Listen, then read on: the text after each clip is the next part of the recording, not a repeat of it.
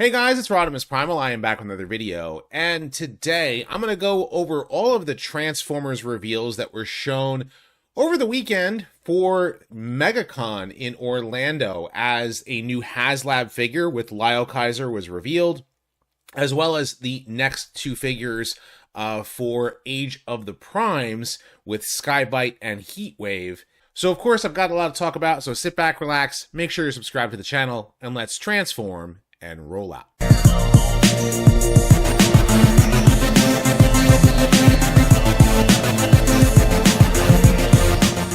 Consider supporting the channel on Patreon, becoming a channel member, or purchase some merch. Links are in the description below. Alright, so as I mentioned before, I was at Megacon on Friday and on Saturday. It was very busy, which was kind of cool. But the biggest thing that everybody's been talking about has been this panel that they had. And it was like the first thing I did on Friday. It's like I got through traffic trying to get there and ended up getting into the panel, ended up sitting in second row, and I met some of you there. I was able to get some photos as well. I'm sure some of you were happy to be able to meet me. And, you know, I really enjoy getting to the opportunity to talk with anybody when it comes down to it. This guy here was really cool because he has like all these customs that he makes, and he makes like these dioramas, so it was really cool to talk to him. Obviously I got to talk to Evan while I was there, and these fine folks as well after the panel at Megacon. But while I was after the panel, I want to make a mention of this before I actually talk about the Transformers stuff. And then I went and checked out the show floor, and I'm looking around, ended up eating lunch, and you know, then I'm walking back from the food court to try and make my way over to the Hasbro panel, the Hasbro booth that they had, which was on the other side of the convention hall. And I see this guy right here, his shirt has like Street Fighter characters on it. And it was cool because it had the forward down, like half down punch. And it had like Ryu, Ken, and Sagat on the shirt. And I'm like, that's badass. And he goes, "Oh, thanks, man, thanks." And then, of course, he recognized me afterwards, so I thought that was awesome. And then, of course, he's cosplaying as Brock, so it was just a really cool experience overall, and I really appreciate running into all of you while I was there. But that being said, the actual panel itself was worth it altogether. But, you know, as I was on my way there, they actually showed off the images. I think what probably happened was like IGN and all these websites were supposed to wait until the panel had gone up before the reveals went live, because they were trying to like get them out there ahead of time, you know, for sure. The biggest reveal, of course, being Transformers Victory gets its third Haslab, which is the combiner Liokaiser. Now, if you're not familiar with Transformers Victory, I actually have it on DVD right here. The show was the third in a Japanese exclusive continuation after the original cartoon ended. It skips the rebirth. You have the Headmasters anime, which continues some of the same stories and characters. Master Force feels very disconnected from Transformers, but it uses the Transformers name. And then you have Transformers Victory, which goes back to basics. You have a Starsaber leading the Autobots, and the Decepticons are led by Deathsaurus. The Deathsaurus himself, as well as other Decepticons, are supposed to be part of the Breast Force. And that is why Deathsaurus's breastplate comes off and turns into two small animals. But then there was an entire team of 6 that can combine into Liokaiser, which is this robot right here. As you can see him, Liokaiser is the combination of 6 Decepticons that are also part of the Breast Force. Now, for legal reasons, they are going to call it the Chest Force, and I think that's kind of be like their legal name here. But you can see all 6 robots combined. The biggest thing about Liokaiser, in particular, is that the fists and the feet, as well as Liokaiser's head, are incorporated into the individual robots. So they're actually a part of the robots themselves. You don't have to worry about not having them, so that this way that they can combine a lot easier that way. And I think that's actually really welcome for a lot of people, because they would prefer to not have to worry about, like, okay, the fist gets lost, and now you're missing a fist for a combiner, but it's all incorporated with Liokaiser. The only piece that is a separate piece but is designed to work with Jaguar is the pelvis piece right here. And that's done on purpose, because the pelvis piece, in order to give him a more stable looking combiner, Jaguar, as his Japanese name would go, he combines this way, on top of him, and then Leozak will become the chest of the robot. And of course, you can see, he has the blaster, which is part of Kill Bison, and there he is standing, straight away. Now, currently, right now, the pre-orders for this are already up. You can already order this. It's at 4,446 backers. It needs 10,000 backers in order to actually be able to be funded, and it won't come until the fall of 2026. But you've got to, order it now, or at least before the pre-order window closes in 42 days. It doesn't charge you until it actually funds and reaches that point. So if you do put your order in now, you will get it. The commander of this team is Leozak. Turns into like an F-14 style jet. His chest plate transforms into this little lion right here. And then you have Guy-Hawk, who has a hawk, obviously, for his chest plate. Turns as well into a jet. You have Hellbat. Now, purposefully, they are not calling him Hellbat. They're using the name L-Bat for legal reasons. And, of course, the bat is what transforms into his chest plate there. Then he has his jet mode. And then Jaguar, as his Japanese name is, they decided to localize it as Jaruga. And I guess that makes sense. And of course, his chest plate becomes a Jaguar in and of itself, and he turns into an off-road racer, with a missile launcher. And the pelvis piece itself can actually attach to the top of the car, so it can be transported that way. So it almost becomes like semi-parts forming.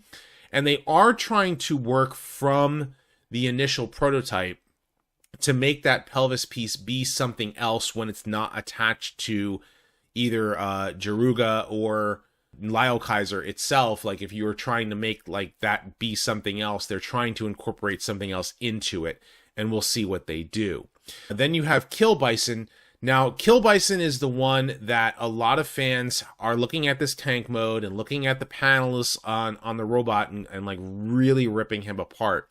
In person, it doesn't look really bad, but I know from the renders it doesn't look the best, and I think he's probably the weakest of the bunch. But I don't hate him, but I can understand people's problems with it, like the waffling on the cannons and like a lot of the openness on the forearms. And those are things that are built in, obviously, for cost, but, he's probably the weakest of this particular set of combiners. I do like the chest plates themselves. They're really small. I got to hold some of the prototypes in my hand. And then you have Drillhorn here. Clearly turns into a drill. Has a similar base for a robot mode as Kill Bison does. Obviously, his chest plate is very different. And then finally, you've got 3 different tiers. Now, they decided to go with, they initially only had 2 tiers, but then they were like, wait, we need to actually make it 3. So the first tier in particular is a 7th member. This character, Death Cobra, was in the show for maybe like an episode or 2 and didn't make it through. He was supposed to actually replace Hellbat, but circumstances changed that. So he, his chest plate, transforms into a Cobra. His helicopter mode being a Cobra helicopter. I guess that's kind of like what it is. Correct me if I'm wrong. He does transform into an arm to replace Hellbat, or can transform into a shoulder cannon. So it does have both of those modes available to you. And on top of that, that is going to be at 13,000 backers. So when it reaches 10,000 backers, which I don't have any, I don't think that it won't be able to reach that. I think it actually will. You know, when it reaches 13,000, it'll unlock Death Cobra. Then at 16,000 backers, you can get the individual hand weapons, which can combine into a electric nunchaku, which is cool. You know, but for them to have their individual hand weapons that they did use in the show, as well as this, you know, the electric nunchaku is very, very cool. And then the display stand, actually, the idea is that you can reenact their combining sequence with the display stand. That's the idea behind it, as well as him being able to, you know, be a little bit more stable as you're holding him. And I think he looks fantastic. I think Liokaiser looks great. If you are a fan of Transformers Victory, this is a must-get, but I think it's a great combiner overall. I know some people are looking at, you know, some of the individual parts and what have you. You know, is it worth it? Is a really good-looking combiner? Here's the thing. After I saw the markups for it, I got to see it in person, which was awesome. You know, and we can zoom in on it here. You can actually see him here holding the electric nunchaku, and you can see some of the prototypes here. Now, the thing about the prototypes is that they were designed without all of the detail in the finish mold. And you can see him standing here next to Deathsaurus, so you can get a good glimpse of scale. The thing about this version of Liokaiser, I mean, as a combiner, he's supposed to be taller than Deathsaurus. But on top of that, it's taller than the third-party one, which I think is like Iron Factory. You know, so those of you who want a combiner that works well with, you know, Deathsaurus and maybe some other Transformers Victory characters, you know, this official Liokaiser is pretty cool. But what you have here is these, like, I actually got to hold them, and I also got to see what the individual, like, chest plate things are. They're tiny. It's almost like they're combined, like I would say they're cassette, scaled, you know, at least maybe like that small, or maybe a little bit smaller than that, maybe Minicon size. So it was cool for them to incorporate all of that there. And, you know, this, you know, matte model, they're going to make another one with some fixes done to it before they actually have like a painted one, and, you know, for them to display. And I think that's going to be on display at Toy Fair. But I got to say, it looks awesome. And being able to talk to Evan, you know, about like all of the little nitty gritty details. You can see that little box here. He showed it off. It was his own personal Transformers Victory Liokaiser, which was great. And so here I was messing around with the little figurines, and he was showing off the, you know, his own Japanese box.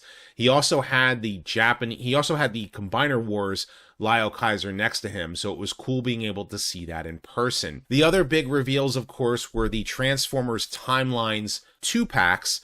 They're going to do Optimus Prime and Starscream, along with Megatron and Bumblebee. And they're going for this year, the theme is Hearts of Steel, which was a comic book that came out with the idea of what happens if the Transformers woke up in the Industrial Revolution. So you have this like steam locomotive Optimus Prime next to a propeller wing Starscream. And so like you got the different train, you know, the train mode there.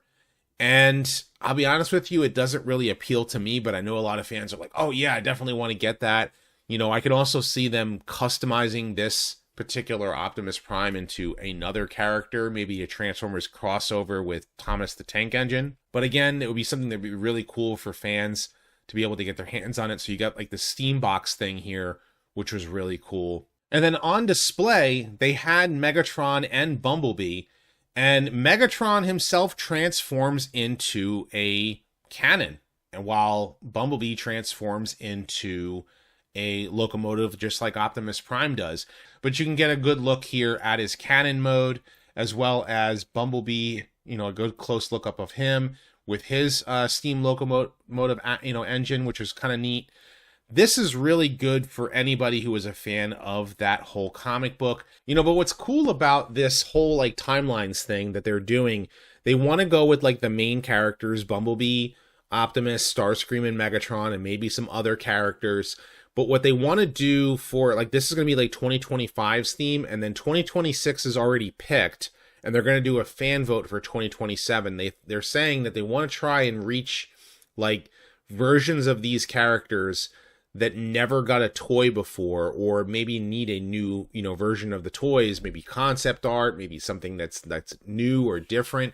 And the idea is Transformers Timelines is going to be sold in these 4-packs. So I think it's cool, for them to be able to like explore the different avenues of the franchise with these characters in ways that you never saw before. The other big reveal that I want to talk about is the sharkiest, Skybite.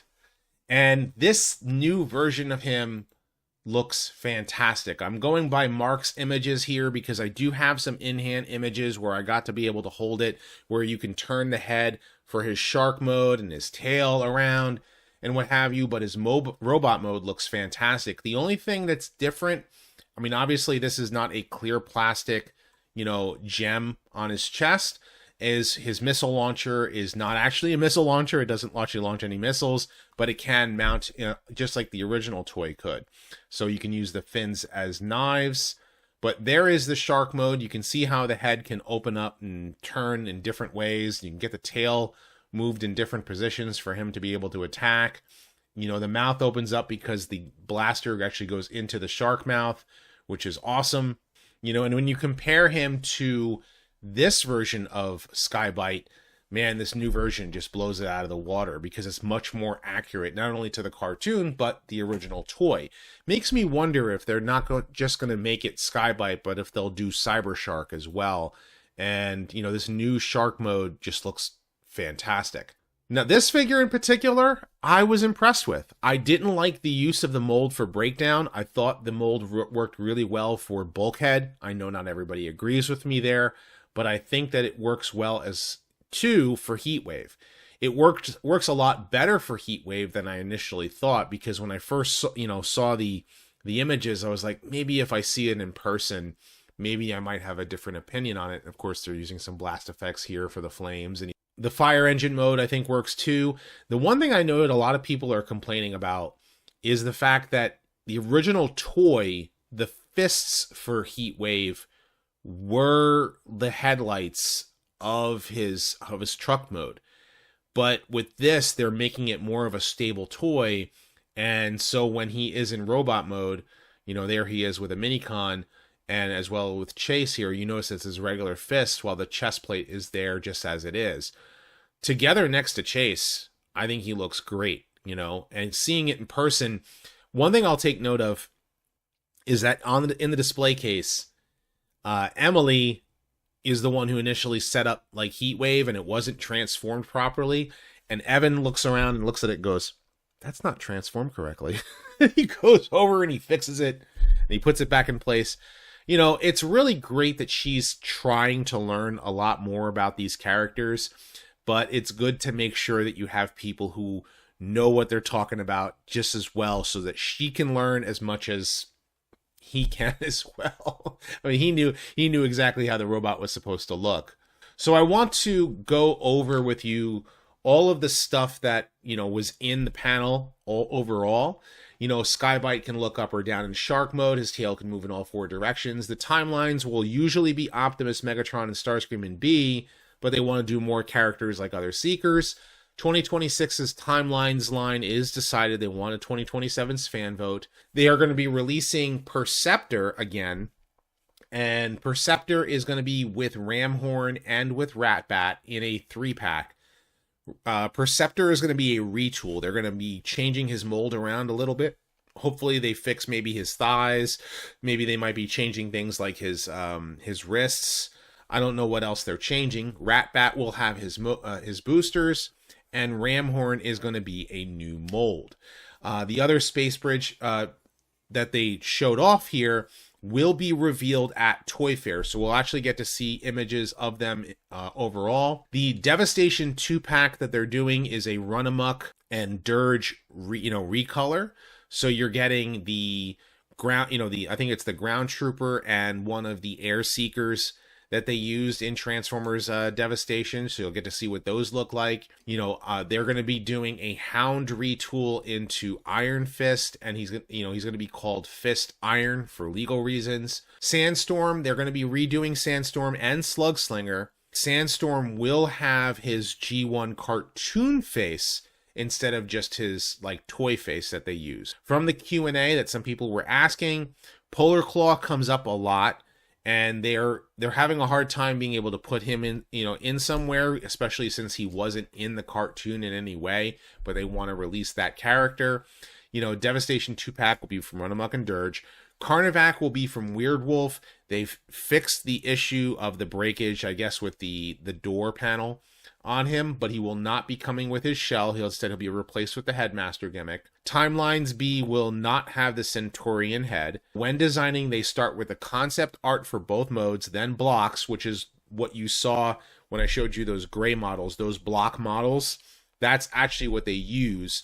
But, in order to make sure all the detail is there, they want to make sure that the toy works in the transformation. They want to do more canceled animated toys similar to Wasp. They mentioned Marauder Megatron, so it should be something that they take note of. Mark tried to get Boat Shockwave into mainline, so they do want to get a Boat Shockwave out of Timelines. Timelines is a test. If a certain period sells, they'll try to revisit it in mainline, maybe. Sometimes they had to cut a character because it couldn't work in a size class, and they would try again in a larger size class later. So this is where, like, they want to release a character, and it is going to end up being a deluxe, but all of the tooling prices it out of being a deluxe. So they'll release it as a Voyager later on with extra detail that they, didn't have before. So that ends up happening a lot with some of the characters. They dispel the rumors of an IDW Fort Max, but Evan wants to do one at leader class and maybe a new rung. Still wants to do the rest of the DJD. It's hard to sell them to marketing. Nickel is the likeliest. Okay, so one of the things that they said in the panel was that, that the alternate modes for the DJD are kind of hard to sell to marketing. Nickel is probably easiest to do because some of them are, like, how do you sell an electric chair to marketing? Like, that's kind of an issue for them. Considering some of the Studio Series redos for Anniversary, also Dispensor, but he would be a licensing nightmare. They're still trying to figure out a Broadside, how big he's supposed to be. I mentioned that Broadside should probably be as tall as a Combiner, as far as height is concerned. Any bigger than that, it's a little too big and unwieldy. Like, you're not going to get a USS Flag version of Broadside anytime soon. I did kind of bring up to him, like, maybe you could do something like with, if he is a Titan, make him like, make a smaller version of the robot that combines, but, they have to see how they would be able to even do that. Marketing loves cassettes, so they should be selling more cassettes. They should try to do like 2-packs of the cassettes if they want to sell it like at a deluxe price point with 2 cassettes. That would be great. Evan says they owe the fans Minicon. Those of you who are Armada fans and are upset you haven't got your Minicons for your figures, they want to do them. So at least know that that is on Evan's mind. Would not re-release Siege Galaxy Optimus. They want to make a new one. Both Hasbro and Takara teams are pushing for it. The Covenant of Primus is one of Mark's favorite TF lore books. He started with there for the 13.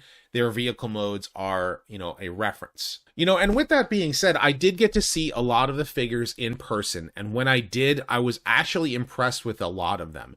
I got to see the Commander class, box for both Long Haul and Hook here. I was impressed with both of their robot modes. They look a lot better than Scrapper and Bone Crusher do. And I'm all right with the, added addition of a trailer for the Combiner parts to kind of give it something else to do when it's not like being used as part of him as a Combiner. Getting a closer look, Scrapper and Bone Crusher here.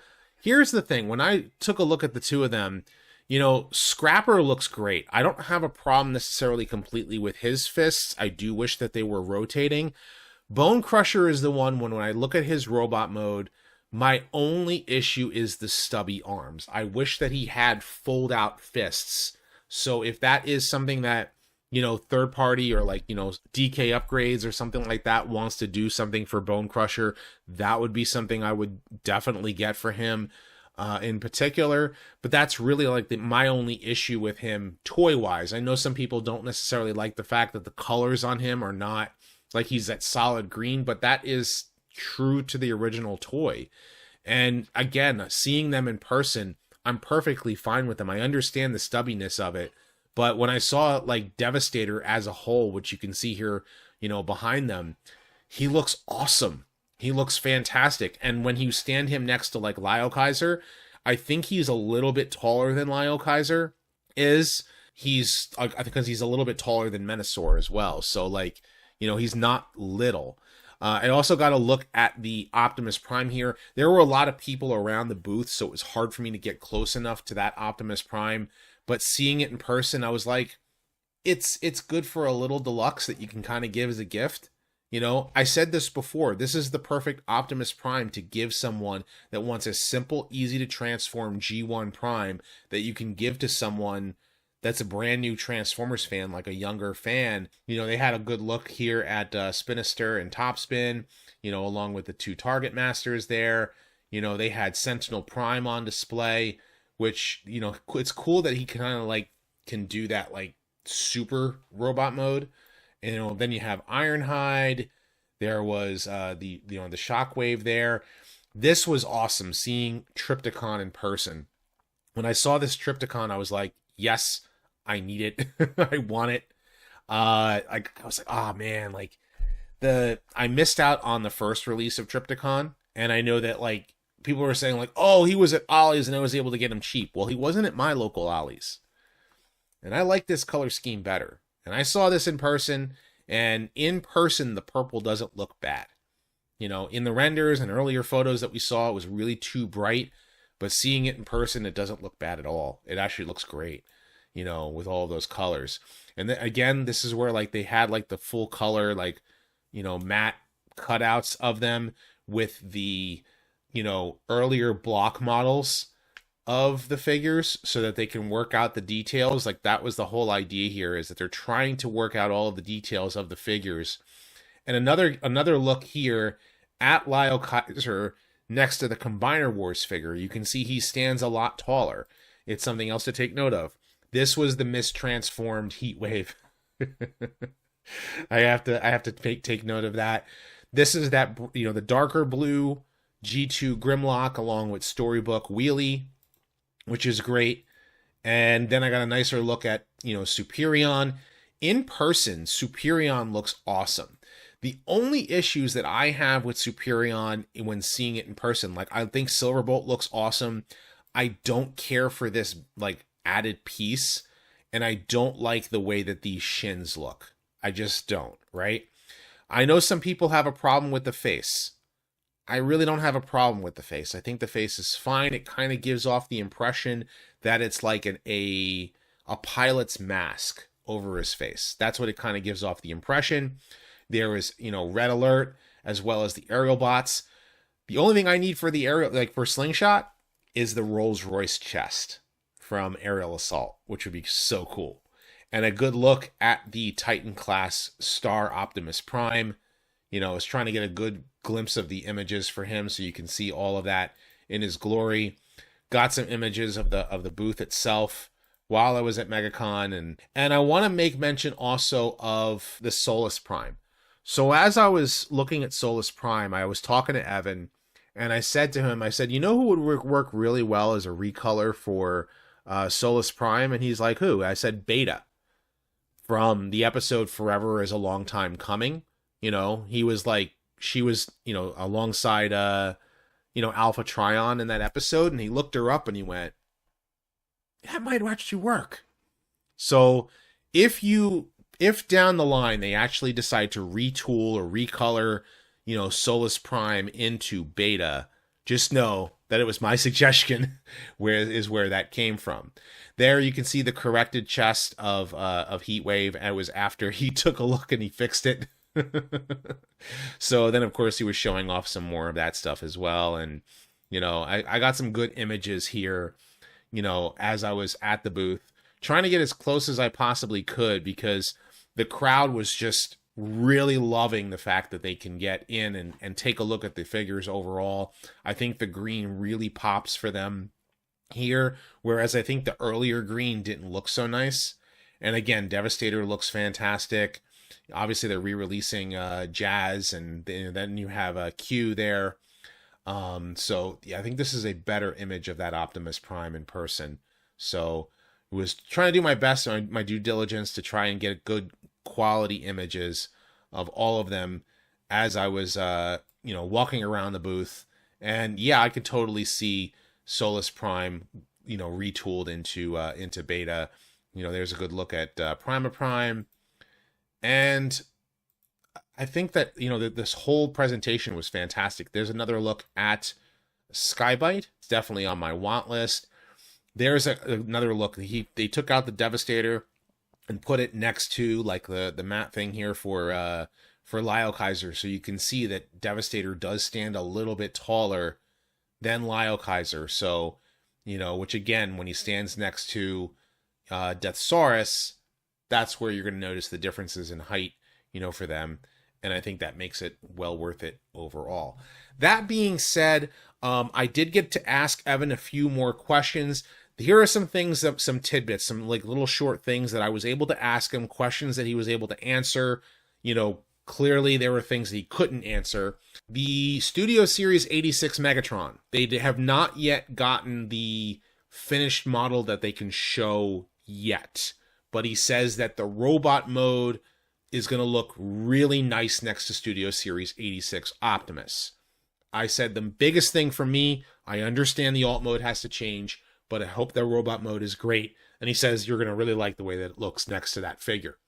The other thing I said was, we really got to see more fiction. We got to see like an animated series, maybe out of the Skybound comics, maybe out of, continuing where G1 left off, or, maybe something that like incorporates Age of the Primes into an animated series, because yeah, you're doing something with Cyber World, but we want to see something with, all these Generations, figures. And he's like to do something. And I said, maybe dub the Japanese continuity. He's like, we've tried to do that too. And we're even trying to do something, for G1. And I said, that's really cool. Like that they actually are trying to see avenues that they can make the adult collecting line work well for, collectors overall, like to have like a set fiction for it, because otherwise it doesn't go anywhere.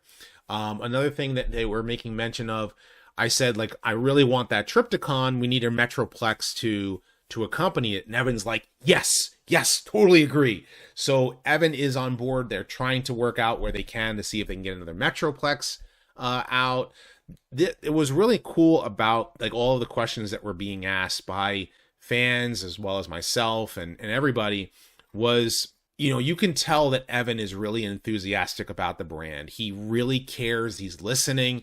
When I showed him some of my custom work, things like RC, he was saying like, oh, I wish that we were able to paint the navel the way that you got that label over it, or like do some of the paint apps like the way that you have it done on your own figure.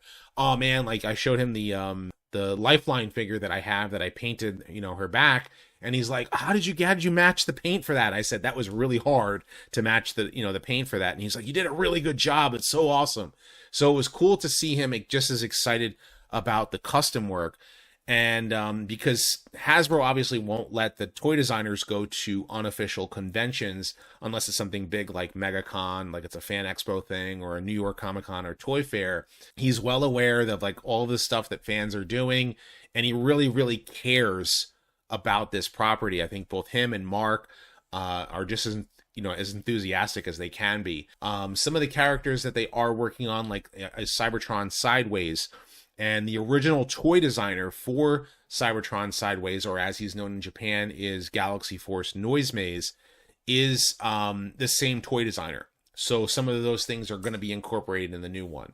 So we are going to see some of that stuff. I got to talk with both the person who owns the TF Wiki as well as the Tony Bacala, who owns TFW 2005. And it was great talking to the two of them. We had some long conversations. We talked about Esmeril and Lyzak. Those two characters are specifically owned by the same company that publishes the manga. So they aren't allowed to use those characters for toys, which is kind of weird because they used Lyzak for the BotCon comics. So maybe it was because the likeness was slightly different.